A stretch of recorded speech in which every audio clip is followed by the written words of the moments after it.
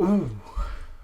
How do you deal with sabotage from an individual within the Scrum team? Step one, don't make that assumption. Don't assume it's sabotage. Okay? It's a thing, it happened. What we need to do is talk about it. Okay? So I will talk to the person that I believe is key to that, the saboteur. Okay. I'm definitely not going to say, why are you sabotaging this? That is not going to be a fruitful conversation. Or if it is a fruitful conversation, it's not one that I want to have, because it's not going to be fruitful in the ways of making the team better. Okay, so what I'm going to do is talk to them. I observed this thing, and I might be as blunt as to say, I saw you do this thing. Okay, it's an observation. Get them to agree to it. Is it fair that I saw it? Well, maybe I misunderstood. Maybe I saw part of something. Maybe I saw it, but I didn't understand the context. This gives them an opportunity to immediately start that dialogue. Well, actually, this happened. Okay, and that might put it in a different light. Maybe it's not sabotage. Maybe it's a misunderstanding. Yeah. But it's an observation. It's a thing that happened. Do they agree? And if they do, great, we can move on. If they don't, we need to understand what actually happened. Maybe their recollection is different. The sooner you can do this to the observation, the better. Because there's less chance of your memory playing tricks on you, less chance of their memory playing tricks on them. And let's be honest, after you've fallen asleep and woken up again, the world's reset and I've forgotten everything anyway. So I start with an observation, and then I want to make it relevant to that person and that team. Okay? So it bothers me that you did that thing because it looked to the team like this, or it looked to me like this. Okay? So it's relevant. This is a thing we need to talk about. Okay? I think it's important enough that we have this chat. Okay? And there are consequences. Step 3 is to talk about the consequences. Because of that, the team are actually concerned that you're working against them, or I am concerned that you're working against the betterment of the team. Right? But remember, this isn't you talking at them, this is a conversation with them. I'm listing it step by step. This is talking to another human being. Be curious. Let them speak.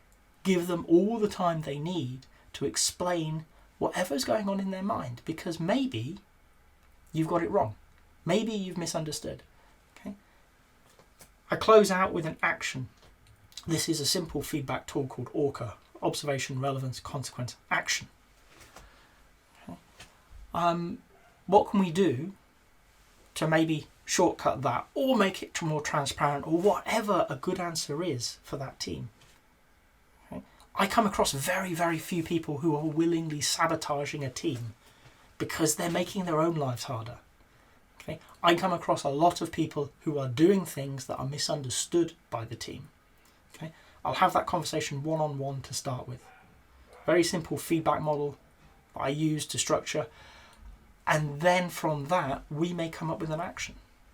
I had one person who in every meeting took over. Very powerful personality, but liked to talk as well. Okay? And they recognised that. So I started with the observation. Richard, I notice you talk a lot in meetings. And they just went, yeah, I do. I said, that's good. It's great that you're engaged. I really like that you have passion for everything we're talking about. And they did genuinely very, very good at their job and really, really enjoyed it. And I said, that's great. But the downside is other people don't get to speak. And because of that, I don't feel like we're getting a good blend of ideas in the room. We're not getting the best out of us as a team. And he agreed. Right? He knew it, he just couldn't shut up. So together we crafted an action. This was back in the days when we were allowed to be in rooms together. The action was actually very simple. Was in meetings, when I wanted him to be quiet, I would stand behind him. So all I did as a facilitator, I was always on my feet anyway, moving around. But if I got to the point of saying, that's really interesting, Richard, and I tried everything else in my toolbox to get him to be quiet, all I did was I stood behind him. Right, and that was the trigger to him to just calm down a bit, just take a moment. And when I moved away again, he could start talking again. Okay? He wasn't sabotaging the team. He was doing damage to the team, and he knew it. He just didn't know how to stop. So through a very simple feedback framework, we came up with a simple action that really helped him and the team be better. So I don't come across many saboteurs. Okay, those that I do, and they're actively sabotaging your team, okay, that's a line management problem. You have somebody who is not only disengaged at work, but actively disengaged. They are destroying the value of your team. Okay, if that is what you have, that is not on you as a Scrum Master or an Agile coach. You may have these conversations beforehand to determine it, but if they just turn around to you and say, actually, I don't care. I don't want to be here. I don't want to be successful. I don't want this team to be successful, this organisation to be successful. That isn't on you. Go take that to the line manager and let them deal with it. If, however, it's miscommunication, misunderstanding, what you need to do is raise that in their mind and, if necessary, with the whole team to come up with actions that help you move forwards in a healthy, effective manner.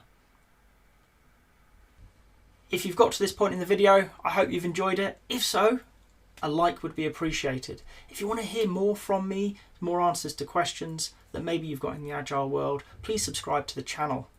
And if you've got a question that you really want answered, drop it in the comments. I promise we'll get around to it. Thank you.